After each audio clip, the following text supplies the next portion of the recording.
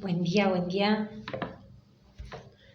Bueno, buen día, a ver si se va conectando esto.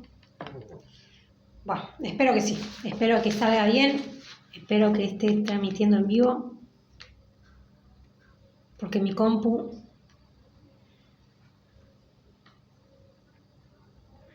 está en una parte de la casa donde hay poco wifi. ¿Estamos? Bien. Ahora sí. Bien, hoy clase de ESI. ¿Por qué? Porque sí, porque estoy a punto de volver otra vez, se me termina la carpeta médica y ya estoy agarrando las carpetas para volver con muchas ganas otra vez a dar clase. Y tengo acá, justo encontré el glosario de diversidad sexual, de género y características sexuales. Lo encontré. Tengo material, que es material para el docente y material que es para los niños, ¿sí? Generalmente el material en crudo así no se lo doy. Primero porque va a ser muy complicado que lo entiendan. Y segundo, por una cuestión de que uno tiene que tener cuidado con cómo se lo va a enseñar a los chicos. Porque a veces no es lo que uno dice, sino cómo lo dice, o si se entiende o no lo que está diciendo, ¿sí? O sea, una cuestión ahí de comprensión de la clase también puede ser un problema a la hora de dar ESI. Ahora sí, generalmente acá tengo varias actividades, varias guías de preguntas, varias guías de trabajo de ESI y me lleva más o menos un mes, ¿sí? No es que le doy toda la información de una. Y encima las clases de ESI son muy debatidas, por lo tanto, uno lleva un texto así y el debate después se puede desprender a 1 hora de debate. Así que por eso, nada, esto, por lo menos esta clase de ESI no empieza un día y termina porque lleva mucho tiempo. Bien, ahora sí, el primer trabajo que tengo acá como ejemplo, ¿para qué? Para que puedan ver que da más miedo cuando dicen que una maestra va a dar ESI, que lo que realmente da en la clase no es algo tan terrible, no es algo tan tremendo, ¿sí?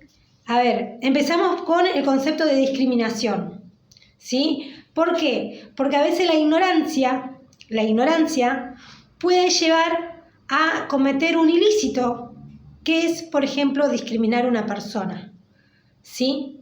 Entonces, esto que parece una pavada, no aceptar al otro porque es diferente, puede terminar en una situación grave y en lo legal. Entonces, para hablarlo fríamente, ¿no? Bien, entonces, vamos a empezar explicando qué es discriminar.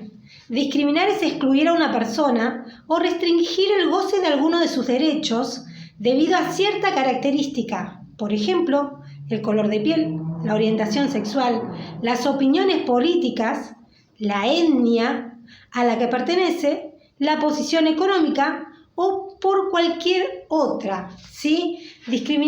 Se puede discriminar hasta por el color de las zapatillas, hasta por cómo te peinaste hoy, hasta por cómo te vestiste hoy. Pero hay cosas que son muy marcadas en la sociedad donde se encuentra la discriminación generalmente, que son esas. También es establecer diferencias de trato que sugieran que un grupo de personas es superior o mejor que otro, ¿sí? Sostener la inferioridad de un grupo de personas en relación en otros afecta la dignidad como seres humanos de aquellas consideradas inferiores y favorece que esas personas sean objetos de maltratos y abusos, también como para hablar como algo mínimo, maltratos y abusos. Pero esto de distinguir en grupos superiores y grupos inferiores viene ya del nazismo, ¿sí? Así que hay que tener mucho cuidado con eso. En las sociedades actuales es frecuente la discriminación a través de la construcción de estereotipos o prejuicios. Bien, acá ya empezamos a desglosar qué es discriminar, qué significa discriminación y ahora qué son los estereotipos y los prejuicios, que son los que van a ser los responsables de después los actos de discriminación. Bien, en las sociedades actuales es frecuente la discriminación a través de la construcción de estereotipos o prejuicios. Un prejuicio, como su nombre lo indica, es un juicio previo, una opinión que se emite por anticipado sin conocimiento, reflexión o fundamento. ¿Sí? Emitir un prejuicio, es hablar u opinar sobre algo o alguien sin tener información suficiente y adecuada. Por ejemplo, si una persona dice, no conozco a Juan, pero seguro que es haragán y poco estudioso, como toda su familia, está emitiendo un prejuicio. ¿Sí? A ver, ¿cómo es? No conozco a Juan, pero seguro que es haragán y poco estudioso como toda su familia. ¿Sí? No conocerlo y hablar de una persona sin información, ¿sí? Sin conocerlo, entonces eso es un prejuicio. Muchos prejuicios se repiten de manera tan sistemática que la sociedad o sectores de ella termina asumiéndolos como verdades, ¿sí? O sea que uno los prejuicios puede ni siquiera notarlos. Los prejuicios suelen provenir de los estereotipos. Un estereotipo es una generalización de los rasgos típicos que supuestamente caracterizan a un grupo de personas en su aspecto físico, mentalidad o comportamiento. ¿Sí? Entonces, prejuicio es un juicio previo antes de tener la información suficiente y el estereotipo es una generalización hacia un grupo de personas.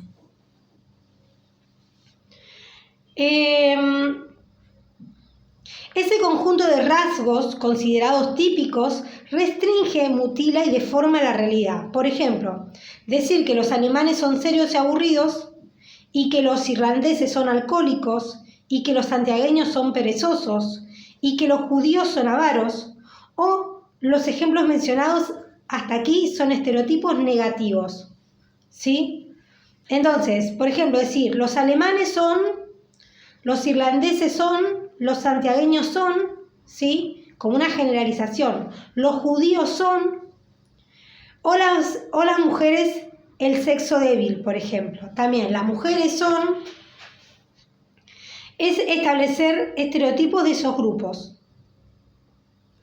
Los ejemplos mencionados hasta aquí son estereotipos negativos, pero también existen estereotipos positivos como los japoneses son trabajadores y metódicos, los alemanes son muy ordenados, o los hombres son fuertes.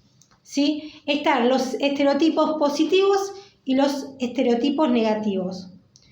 El estereotipo negativo o positivo siempre es falso en la medida en que se establecen generalizaciones y reduce a las personas a un grupo, a una caricatura, y de esta manera empobrece y distorsiona la realidad. ¿Sí? Este es el texto que yo trabajo para hablar de discriminación, de prejuicio y de estereotipo. Bien, entonces, discriminar va a ser quitarle, ¿sí? O restringirle alguno de los derechos a alguna persona o a un grupo de personas por alguna característica. Entonces, discriminación, ¿sí? Va a ser restringir alguno de los derechos, de sus derechos, a una persona o a un grupo de personas por alguna característica. Por ejemplo, color de piel, por ejemplo, orientación sexual. Esa va a ser la discriminación. El prejuicio va a ser el juicio previo que yo hago de alguien sin conocerlo, ¿sí? Y el estereotipo va a ser una generalización de rasgos típicos que supuestamente caracterizan a un grupo de personas en su aspecto físico, mentalidad o comportamiento. ¿Sí? Por ejemplo, los japoneses son trabajadores y metódicos, era un estereotipo positivo, O las mujeres son el sexo débil, ¿sí? Ese sería un estereotipo negativo. Y tanto los estereotipos negativos o positivos siempre es falso en la medida que establece generalizaciones y reduce a las personas a un grupo o una caricatura. De esta manera empobrece y distorsiona la realidad, ¿sí? Este es el trabajito que ya hace años doy cuando trabajo discriminación en construcción de la ciudadanía, y es uno de los contenidos de la ESI, la discriminación, el tema de los derechos, el tema de la inclusión, el tema de respetar la diversidad, ¿sí? Todo eso van a ser contenidos de ESI. Bien. Y ahora acá el conflicto que desató el otro día la vicejefa de gobierno de la provincia de Buenos Aires, diciendo que un niño en el jardín no puede jugar con muñecas, ¿sí? Bien, para eso tengo acá un trabajito, una guía de preguntas para los chicos para reflexionar sobre esto ya hace muchos años. Y dice, trabajo número 4 para pensar, dice, ¿alguna vez has dejado de hacer o decir algo por lo que pudieran pensar de ti los demás, por no considerarse propio de tu sexo? ¿Alguna vez te han dicho que no puedes hacer algo por ser chica o chico? ¿Y tú le has dicho a alguien que no puede hacer algo por ser chica o chico? Describe un ejemplo de estas situaciones y cuenta cómo te has sentido. Ahora piensa, ¿qué puedes hacer para que estas cosas no se repitan? A continuación te muestro algunas características que han sido consideradas de mujer o de hombre, rosas o azules, pero pienso que esta distinción no debería existir y que cada persona debería hacer lo que quiera hacer, y pongo como consigna, elige 10 cualidades que te gustaría ser. Y está, yo elijo ser una persona segura, sensible, cuidadora, creativa, solidaria, alegre, comprometida, responsable, sociable, dialogante, afectuosa, divertida, sensible, intelectual, tierna, emotiva, respetuosa, con dote de liderazgo, habilidosa, deportiva, entusiasta, fuerte. Son algunas de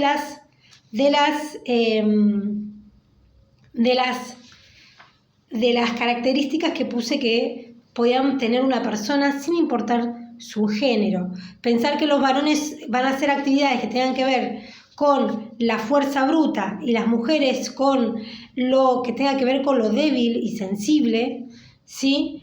Es un estereotipo de género donde se toma como rosa la debilidad, la feminidad, la sensibilidad, y se lo atribuye al género femenino, y a los varones va a ser algo más fuerte, con dote de liderazgo, ¿sí? Seguro. Eso va a tener que ver con los estereotipos de género que ha ido construyendo la sociedad en cuanto a pensar que la mujer, que cómo debe comportarse una mujer por ser mujer, cómo debe comportarse un hombre por ser hombre. Y ahí es donde esta mujer, no recuerdo su nombre, decía, un niño no puede jugar con una muñeca. Yo me pregunto por qué un niño no puede jugar con una muñeca si en el jardín aprenden a jugar a la casita, a la familia, y en ello también un niño heterosexual se le debe permitir jugar a ser padre, a ser tío, a ser abuelo. Jugar a la familia, jugar a la casita en el jardín de infantes es algo que tiene que naturalizarse. ¿Qué es lo que estaba proponiendo esta señora? Que cuando una docente vaya a identificar a un varón en el jardín jugando con una muñeca, le saque la muñeca, lo rete y le diga que eso es de niñas, que tener hijos es de niñas, que los hombres no son padres, ni siquiera tienen la responsabilidad de ser padres, que eso es cosa de mujeres. Tener hijos, la crianza, tener una familia, construir una familia, es algo que incluye la responsabilidad de los dos sexos, si quieren volverlo a lo binario. Tanto el hombre como la mujer tienen responsabilidad sobre los hijos, ¿sí? Y ahí es donde habrá que pensar, jugar con las muñecas debe permitírselo a su hijo, por más que usted sea una señora o un señor o un padre ortodoxo, conservador, lo que usted, como usted se lo quiera llamar, también debe permitirle a los chicos jugar con las muñecas, porque el día de mañana van a ser tíos, el día de mañana van a ser abuelos, el día de mañana van a ser padres, y qué mejor que enseñarles desde chiquitos a que eso conlleva una responsabilidad. Ser padre conlleva una responsabilidad. La crianza de los hijos es responsabilidad de los padres. Sí, por eso no hay que olvidarse que los niños tienen que jugar también con las muñecas, a la casita y a la familia. Porque si no les estamos enseñando que no solamente que no hay otro género que se pueda permitir que no sea el varón y mujer, sino que además le están enseñando a los varones a no tener hijos, a no hacerse cargo de sus hijos, por ejemplo, o no ser responsable de la crianza de sus hijos, por ejemplo. Así que eso me parece que viene de una ignorancia, y si la ignorancia la comete cualquier ciudadano, no pasa nada, porque todos nos podemos equivocar. Ahora, si esas ignorancias las tienen las personas, los funcionarios públicos, con altos cargos, altos rangos, y que en ellos está la educación de nuestros hijos y el bienestar de las familias y el futuro y el presente, entonces ahí es donde uno tiene que empezar a preocuparse. Bueno, esta es otra actividad que yo daría luego de una situación así, de un error así, daría esta actividad como algo bastante sencillo, ¿sí? Sí, por supuesto omitiría la parte de esta señora, porque se podría tomar como adoctrinamiento, o por cuestiones legales. No hablaría del caso específico, a no ser que algún niño lo traiga al tema, ¿sí? Para que no vayan a decir que estoy adoctrinando o algo así. Pero sí explicar cuáles son las características consideradas rosas y azules, que es un estereotipo de género, ¿sí? ¿Por qué están mal los estereotipos de género? ¿Cómo nos afectan los estereotipos de género? Por ejemplo, decirle a una niña que no puede jugar a la pelota por ser mujer, decirle a un niño que no puede jugar con una muñeca por ser varón. Así nos estaría afectando desde chiquitos los estereotipos de género. Bueno, estaba en vivo y me quedé... Acá, según mi computadora, dice que estoy sin conexión. No lo sé, puede ser que a veces me figura que no estoy conectada, que no estoy en vivo y estoy en vivo. Bien. Ahora, eso es lo más tranqui, digamos, como para introducir el contenido de la ESI o la secuencia didáctica de la ESI. Hablar entonces de discriminación, prejuicios, estereotipos y después estereotipos de género, ¿sí? Cómo debe comportarse un niño por ser niño o una niña por ser niña. Y qué prejuicios hay a partir de eso y cómo afecta el desarrollo de las personas. Y ahora sí, después viene el tema de identidad, ¿sí? Un tema que bastante las escuelas piden bastante. Yo ayer me puse a planificar porque me había planificado, pero había un error, entonces tuve que volver a hacerlo. Y me decía la directora, queremos trabajar la identidad argentina. Bueno, entonces tuve que volver a diagramar eso en otro formato, en otro molde, pero bueno, no importa. A ver, la identidad. Primero entender qué es la identidad, ¿sí? Después, entender qué es la identidad nacional y después pensar qué es la identidad de género. Así como escalonado. Yo con estos chicos, al ser de primaria, voy a hablar de qué es la identidad, ¿sí? Y la identidad nacional. La identidad de género, primero que no estaba ahí porque era la identidad nacional específicamente, y otra que me encantaría dar identidad de género en sexto de primaria, pero creo que todavía no, porque primero que hay de manera escalonada la ESI, hay cosas que puedes dar en jardín, hay cosas que puedes dar en primaria y hay cosas que puedes dar en secundaria. Identidad de género, yo prefiero darlo en secundaria, ¿sí? Por eso hasta ahí voy a hablar solo de identidad nacional y solo a pedido de la directora. ¿Por qué? Porque en este lío, cualquiera puede terminar siendo denunciada por adoctrinar o por haber sido cuestionada en alguno de los contenidos. Entonces, yo para dar identidad, entonces primero qué es la identidad, después qué es la identidad nacional y después qué es la identidad de género, así como en progresivo. Ahora, la identidad es aquello que nos identifica como personas y nos diferencia de los otros. Cada uno de nosotros tiene su propia identidad que es única e irrepetible. Tenemos derecho a tener una identidad. Y ahí ya está la palabra importante. La identidad es un derecho, no puede negarse ni tampoco se puede renunciar a los derechos humanos. La identidad. Hay un factor biológico que es intrínseco a la identidad. Cada uno de nosotros es un ser único e irrepetible. Toda la información genética está contenida en el ADN. Luego, se desprende una individualidad cultural cuando se asigna un nombre y un apellido.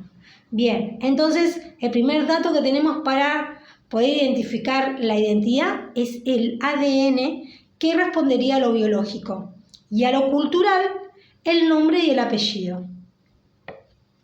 A partir de allí comienza a registrarse una de las características más complejas, la combinación de sus aspectos naturales con los culturales.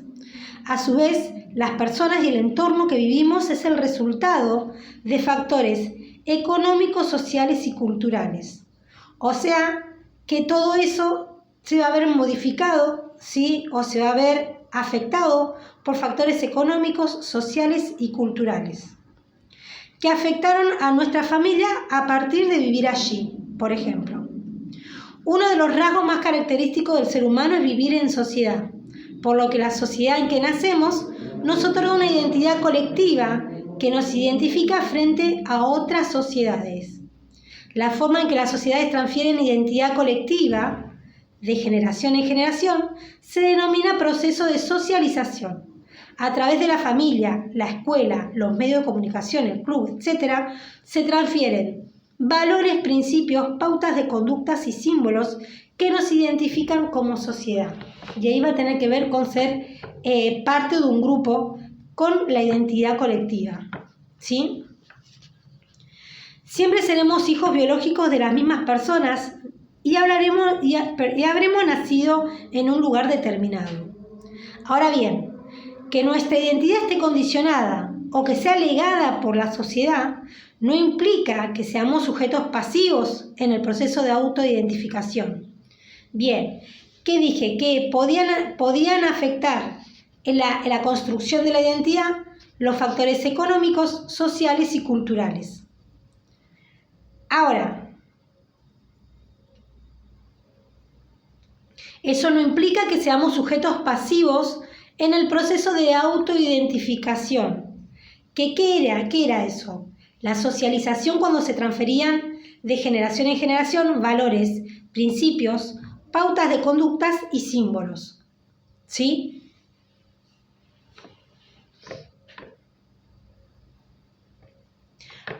Dicho sea de paso, izaron una bandera de Estados Unidos en Rosario.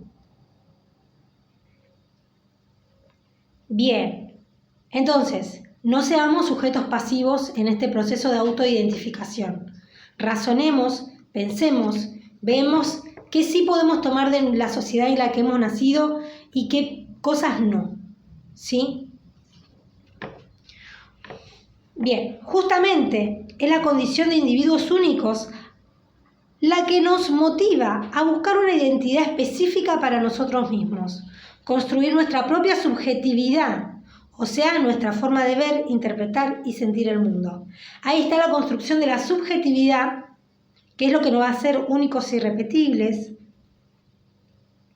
que va a ser nuestra propia manera de ver, nuestra propia manera de interpretar y nuestra propia manera de sentir el mundo. Mucho más en la juventud, que es una etapa clave en la conformación de la identidad del sujeto. En algunos casos, ello se da en conflicto con la identidad colectiva que nos imponen nuestros padres, la escuela o la sociedad.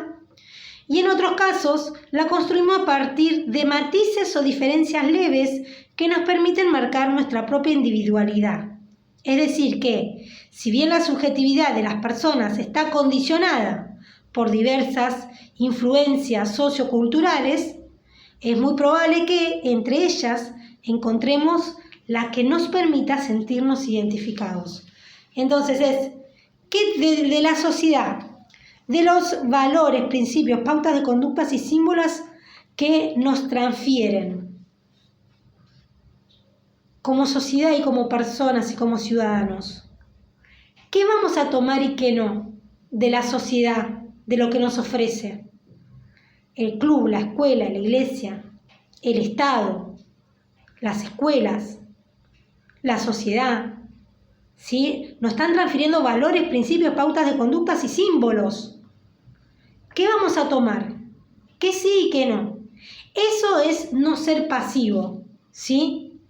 Entonces, ahora, en eso, ver qué sí voy a tomar y qué no.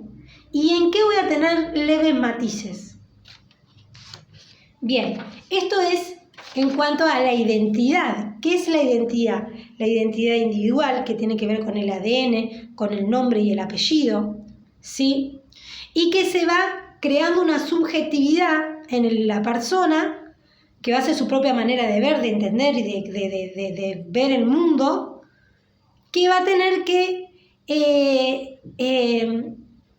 ver con la relación que se dio y cómo se fue construyendo desde lo genético, ADN, desde lo biológico y desde lo cultural, ¿sí? Nombre, apellido, con la sociedad que le va a ir transfiriendo, ¿sí? Que ya empieza acá con el nombre y el apellido y el número de DNI y el sexo. Ya ahí, ya la sociedad empieza a irrumpir en esa construcción de la identidad y va a hacer el proceso de socialización que la persona, en el mejor de los casos, no va a ser un sujeto pasivo, tomando de manera pasiva todo lo que se le imponga, sino que va a ser un sujeto que razone, que piense, que sienta y que pueda autoidentificarse y tomar cosas sí y cosas no de la sociedad. ¿Sí? Bien. Ahora, eso tenía que ver con la identidad y la identidad nacional. ¿Sí? En este caso la consigna es generalmente, hablando de identidad nacional, ¿qué símbolos patrios o qué símbolos o qué cosas te identificarían a vos como argentino o como parte de esta sociedad? A ver, en la identidad nacional, ¿qué es lo que nos va a nosotros a identificar? Las comidas, los bailes, las tradiciones, ¿sí? El tango, el folclore, el mate, el asado, el cuarteto, la cumbia villera, el rock nacional, ¿sí? El tango, ¿qué el folclore? ¿Sí? Todo eso, ¿qué te identificaría vos como argentino? Bien, ahora sí empezaría con la parte de identidad de género, que es lo más complejo y lo que trae problemas generalmente a la hora de dar ESI. Y empezamos así, diferenciando sexo y género. El sexo se refiere al conjunto de características físicas y biológicas definidas genéticamente que determinan si un ser vivo es macho o hembra o intersexual. El género cubre una serie de roles, comportamientos y atributos construidos socialmente.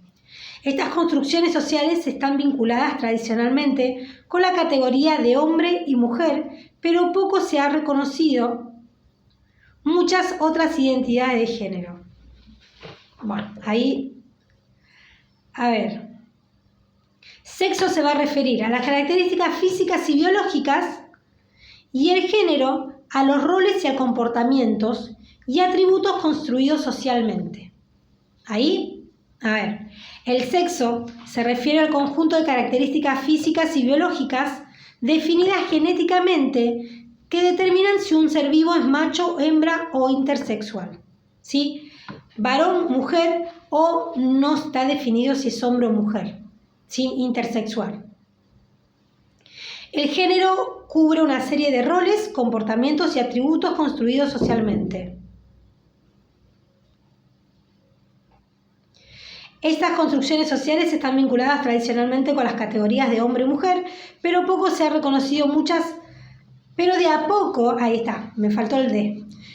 a poco se han reconocido muchas otras identidades de género.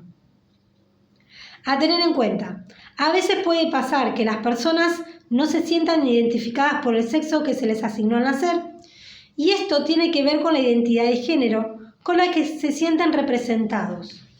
O sea, puedo nacer con un sexo, hombre o mujer, y no sentirme representado con ese cuerpo. Por lo tanto, mi género no coincide con el sexo asignado al nacer. Por lo tanto, nací con el cuerpo de una mujer, pero me siento un varón.